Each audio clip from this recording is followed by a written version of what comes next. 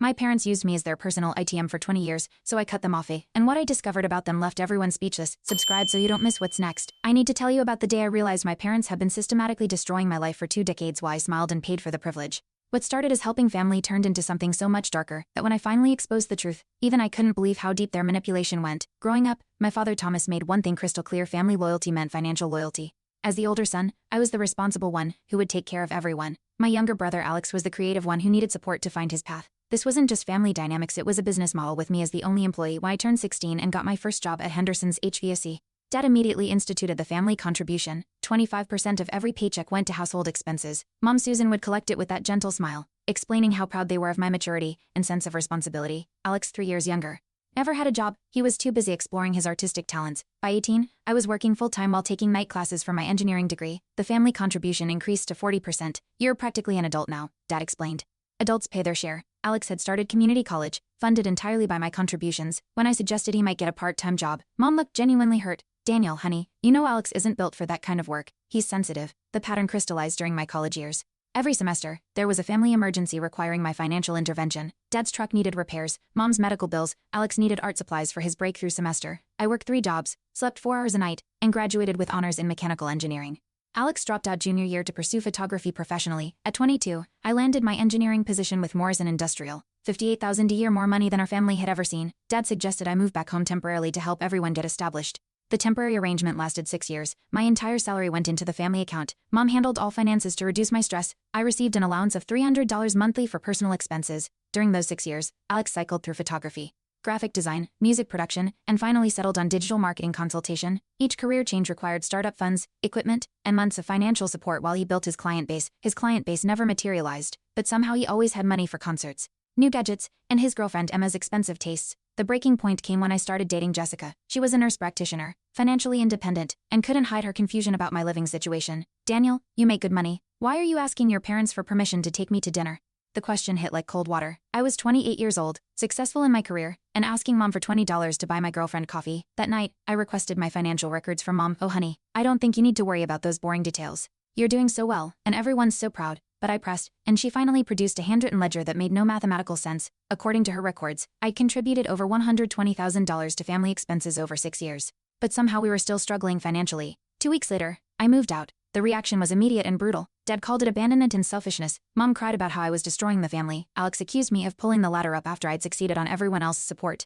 The guilt was suffocating, but Jessica helped me stay strong. They're not asking for help, she pointed out. They're demanding control. For 3 months, I maintained minimal contact while establishing my independence. I rented a small apartment, bought my first car with my own credit, and started building a real relationship with Jessica. The freedom was intoxicating, but the family pressure was relentless. Mom called daily with updates about family struggles. Dad's blood pressure medication was too expensive. The house needed repairs I'd always handled. Alex was devastated by my abandonment and considering moving back home because his digital marketing business couldn't sustain him without family support. Each call ended with subtle hints about my responsibility and what family means. The first major test came when Dad called about Alex's eviction notice. Daniel, your brother needs $1,800 by Friday, or he's homeless. I know you're angry with us, but you can't let Alex suffer for our mistakes. The old guilt mechanisms activated instantly. Alex, whatever his faults, was still my little brother. I agreed to pay Alex's rent directly to his landlord, but insisted on seeing his finances first. I want to help, but I need to understand how we got here. Alex reluctantly agreed to meet at a coffee shop near his apartment. The meeting shattered every assumption I'd held about my brother's situation.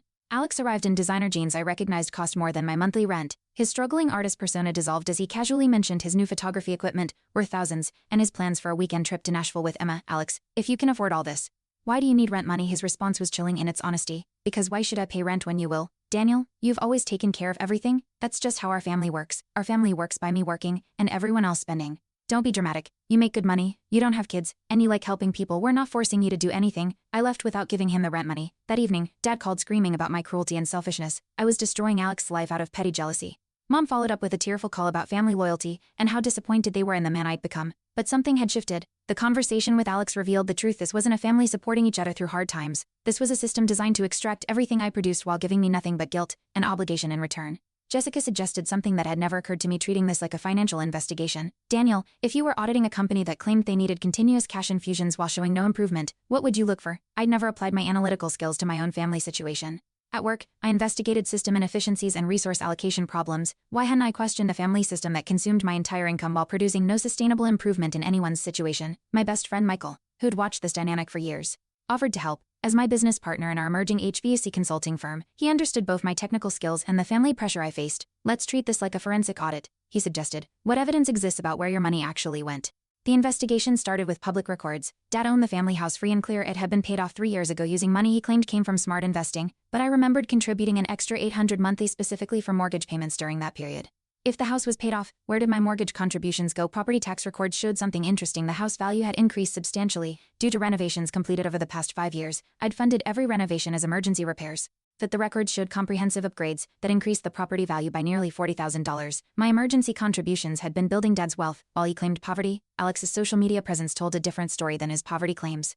Instagram showed regular expensive restaurant visits, weekend trips, concert tickets, and photography equipment purchases. His girlfriend Emma's Facebook posts tagged him in activities that would cost hundreds monthly, yet according to family conversations, Alex was barely surviving and desperately needed my continued support. The most revealing discovery came through Mom's social media. She was active in several Facebook groups for mothers of adult children, where she regularly posted about family dynamics. Her posts painted a picture of a successful older son who was finally learning to appreciate family, and a younger son who was finding his artistic voice with family support. One post stopped me cold, so grateful that Daniel has matured enough to understand his role in supporting family dreams. Alex is doing amazing things with his photography, and it's wonderful seeing brothers work together toward common goals. There was no mention of sacrifice, struggle, or emergency expenses. Instead, Mom described a harmonious arrangement where I enthusiastically funded Alex's artistic pursuits. The financial emergencies and desperate phone calls weren't reflected in her public presentation of our family dynamics, but the most disturbing discovery came through cousin Ryan, who'd remained quietly supportive throughout my family conflicts. Ryan mentioned something that made my blood run cold. Daniel, I was surprised when your dad bought that new fishing boat last month. Figured he'd mentioned it to you since you help with big purchases. Dad had bought a fishing boat, a $15,000 fishing boat. During the same month he'd called me crying about medical expenses and Mom's prescription costs. While they'd been guilting me about my selfishness in cutting off family support, they'd been spending more on recreational equipment than I spent on rent. Armed with evidence of their deception, I decided to confront my parents directly. I believed that showing them the contradictions between their claims and their actions would lead to honest conversation about our family dynamics. I was wrong. I requested a family meeting at their house on a Sunday afternoon. Jessica offered to come for support, but I wanted to handle this privately. I think if I approach this right, we can work through everything and rebuild our relationship on honest terms. The meeting started calmly. I presented my findings systematically: the house payoff timeline, Alex's actual spending patterns, Mom's social media posts, and the fishing boat purchase. I explained that I wasn't angry about their financial success, but confused about why they'd claimed poverty while accumulating wealth I'd helped provide. Dad's response was immediate and explosive. How dare you spy on your own family? What kind of sick person investigates his parents like criminals? Mom started crying, claiming I'd violated their privacy and twisted innocent things into weapons. Alex, who'd arrived mid-conversation, accused me of harassment and trying to destroy the family because you can't handle that we don't need you anymore. The narrative shifted instantly from explanation to attack. I wasn't addressing legitimate concerns. I was mentally unstable and vindictive. Daniel, Mom said through tears, I don't know what's happened to you, but this isn't the son we raised. Good people don't spy on their families and twist acts of love into something ugly. The conversation deteriorated rapidly. Every piece of evidence I presented was reframed as proof of my disturbing behavior, rather than confirmation of their deception. Dad threatened to call the police if I ever harassed them again with invasive questions about their finances. Mom declared that until I got help for whatever's wrong with me, I wasn't welcome in their home. I left feeling more confused than when I arrived. The evidence was clear, but somehow I'd become the villain for presenting it. That evening, I called Jessica in tears. Maybe they're right. Maybe there's something wrong with me for questioning family like this. Jessica's response was gentle but firm. Daniel, healthy families don't react to questions with threats and attacks. They respond with explanations and conversation. Michael suggested a different approach, gathering undeniable documentation that couldn't be dismissed or reframed. If we can show a clear pattern of deception with official records, they can't claim you're making things up. Through my cousin Ryan, I learned that Dad was planning to refinance the house to access equity for family investments. This seemed impossible if he truly had financial problems, so I decided to investigate their actual financial situation through public records and legitimate means.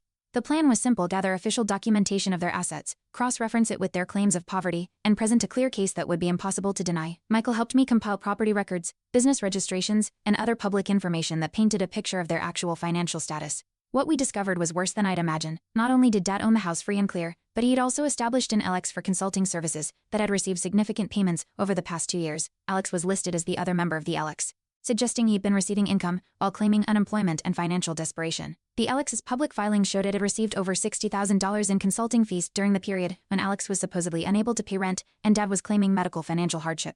They weren't just hiding their financial stability, they were actively running a business while portraying themselves as financially dependent on my support. I compiled everything into a comprehensive report, complete with public record citations and timeline correlations. The evidence was overwhelming and sourced from official records. They couldn't claim I'd fabricated or misinterpreted. But when I tried to access the records again a week later to finalize my documentation, several key pieces had disappeared. The Alex's recent filings were no longer available online. Dad's property tax records showed a different timeline than I'd initially seen. Alex's business registration had been dissolved with a retroactive date. Michael was confused. Daniel, these were official government records. They don't just vanish, but they had. Either I'd misremembered what I'd seen, or someone had been systematically removing evidence of their deception. Ryan mentioned something that explained everything. Your dad asked me about public record searches last week, said he was worried about identity theft, and wanted to know what information was available online about family members. Dad had learned about my investigation, and taken steps to limit the available evidence. He'd dissolved Alex's business registration, amended property filings, and possibly contacted agencies to restrict access to records I'd been using to build my case. The message was clear: they were several steps ahead of me, and had resources I didn't understand. My investigation wasn't just being resisted, it was being actively countered by people who understood how to manipulate systems I'd never considered. Frustrated by my inability to gather undeniable evidence, I decided to approach extended family members who'd witnessed our family dynamics over the years. Surely aunts, uncles, and cousins who'd seen the pattern of financial exploitation would support my concerns if I explained the situation clearly. My first conversation was with my father's brother, Uncle Jim, who'd always seemed sympathetic to my situation. During family gatherings, he'd made comments about how hard I worked and how much I contributed to family stability. I expected him to be receptive to my concerns. Instead, Jim listened to my evidence and responded with unexpected hostility. Daniel, I'm disappointed in you. Your parents are good people who raised you right, and now you're trying to destroy their reputation because they won't enable your control issues anymore. The conversation revealed that my parents had been conducting their own campaign. According to Jim, I'd been financially controlling the family for years, using money to manipulate everyone's behavior. My recent investigation was described as harassment designed to punish them for establishing independence from my control. Your dad showed me some concerning messages you've sent. Jim continued, demanding financial records, threatening to cut off support unless they meet your conditions, spying on Alex's social media. That's not love, Daniel, that's abuse. I asked to see these concerning messages, but Jim refused, saying he didn't want to further violate my parents' privacy. The conversation ended with him suggesting I get professional help before my behavior escalated further. Similar conversations with other family members followed the same pattern. Aunt Sarah expressed concern about my obsession with family finances. Cousin Michelle mentioned that my parents seemed scared of my recent behavior. Uncle Dave suggested that my girlfriend Jessica was poisoning me against family. Each conversation revealed that my parents had been sharing their version of events throughout our extended family network. According to their narrative, I was an unstable adult child who'd used financial contributions to control family decisions for years.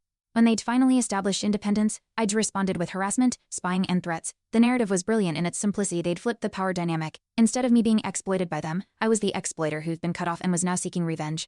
Every piece of evidence I'd gathered was reframed as proof of my controlling, obsessive behavior. The final blow came when my grandmother, Dad's mother, called to express her disappointment. Daniel, I've known you since you were born, and I never thought you'd become someone who hurts family like this. Your parents are heartbroken, and Alex is terrified of what you might do next. My own grandmother, who'd watched me sacrifice my 20s to support the family, now believed I was the threat to family stability. The isolation was complete, and seeking allies to validate my concerns. I'd discovered that my parents had successfully positioned themselves as victims of my financial abuse. That night, Jessica found me staring at my phone, reading concerned text messages from relatives I hadn't heard from in years, all expressing worry about my recent behavior and encouraging me to get help. They're good at this, she observed quietly. They've been controlling narratives for decades. Of course they know how to protect themselves. Convinced that official intervention might be necessary, I decided to explore legal options for addressing what appeared to be a pattern of financial exploitation and fraud. The Alex discovery suggested possible tax implications, and the systematic deception might constitute grounds for legal action. I consulted with Kevin Wright, a real estate lawyer Michael had recommended. Kevin listened to my evidence and concerns with professional attention, taking detailed notes about the timeline of financial contributions, the hidden assets, and the systematic deception about family financial status. Daniel, what you're describing could potentially constitute financial exploitation under elder abuse statutes. But reversed adult children exploiting a financially responsible sibling, it's less common, but not unheard of. Kevin suggested filing complaints with relevant agencies, the ERS about potential tax fraud related to the LX, the State Attorney General about consumer fraud, and possibly pursuing civil action for recovery of misappropriated funds. I authorized Kevin to file preliminary complaints and investigate options for legal recourse. For the first time in months, I felt like I had professional support and a clear path forward. Legal intervention would force honest disclosure of their financial situation and potentially recover some of the money I'd contributed under false pretenses. 2 weeks later, Kevin called with devastating news. Daniel, I've received a cease and desist letter from your family's attorney. They're claiming harassment and threatening to file for a restraining order if you continue pursuing legal action. My family had hired their own lawyer, a more expensive one than I could afford. Their attorney's letter painted me as an unstable adult child who was harassing elderly parents out of revenge for establishing financial independence. The letter included evidence of my concerning behavior, screenshots of my social media posts about family dynamics, testimony from extended family about my obsessive investigation, and records of my intrusive requests for financial information. The problem, Kevin explained, is that they have documentation of your investigation activities, while your evidence of their deception is mostly circumstantial or has disappeared. From a legal standpoint, they look like victims of harassment, not perpetrators of fraud. Kevin's recommendation was stark: drop the legal action immediately or face a restraining order that would prevent any contact with family members and could impact my professional reputation. Daniel, I believe you. But belief isn't evidence. They've built a stronger legal case against you than you have against them.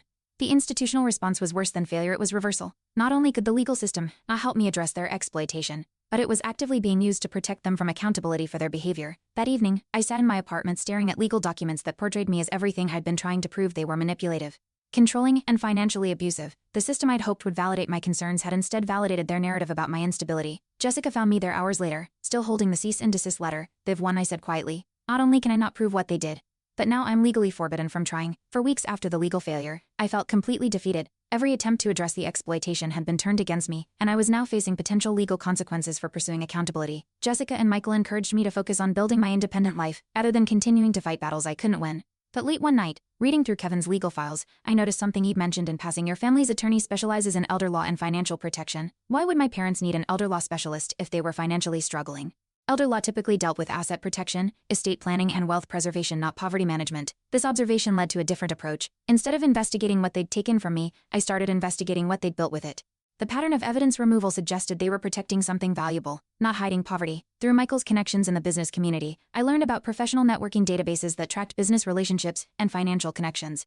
These databases weren't public records that could be easily modified, but private systems used by professionals to verify business relationships. The search revealed that Dad's Consulting LX was connected to a network of similar entities, all providing services to a regional development company. Alex's photography business, which had been dissolved in public records, still existed in the professional database as a contractor for marketing services. But the breakthrough came through an unexpected source: Emma, Alex's girlfriend, who reached out through social media.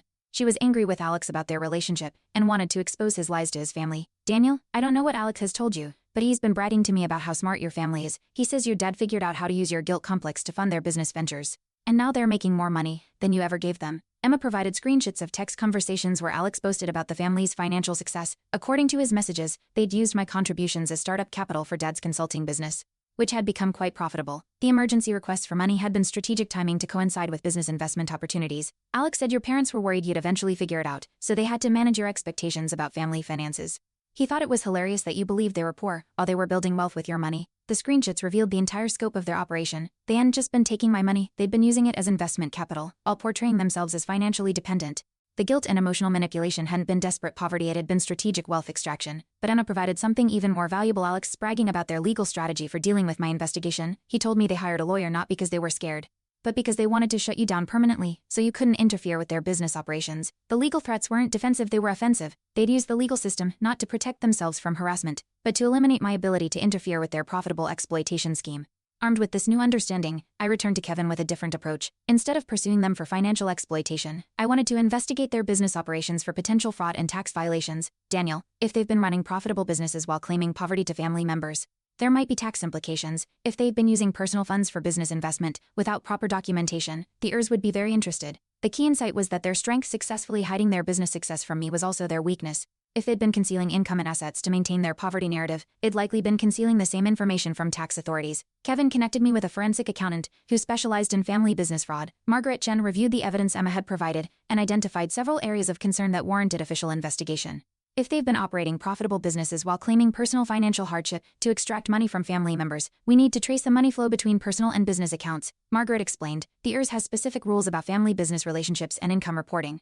Margaret's investigation revealed that Dad's Consulting LX had received over $150,000 in revenue over 2 years, far more than the $60,000 I'd initially discovered. Alex's photography business had been reconstituted under a different name and was generating substantial income through contracts with the same development company. But the most damaging discovery was the timing of my financial contributions versus their business investments. Every emergency request for money had preceded significant business investments by exactly 2 weeks. My rent payments, medical emergency funds, and family crisis contributions had been immediately transferred to business accounts and used as investment capital. Margaret's analysis showed they'd built a business worth over $200,000 using money they'd extracted from me through emotional manipulation and false claims of poverty. The businesses were profitable enough to support their lifestyle without any need for my contributions, but they'd continued extracting money to accelerate their wealth building. "Daniel, this is systematic financial fraud," Margaret concluded. "They've been operating profitable businesses while lying about their financial status to extract money from a family member.